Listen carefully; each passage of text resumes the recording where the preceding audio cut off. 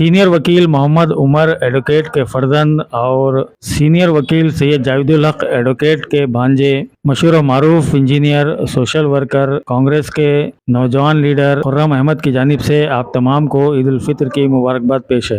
अस्सलाम वालेकुम रहमतुल्लाहि व बरकातहू। तमाम शहरान रायचूर को ईद उल फितर की मुबारकबाद।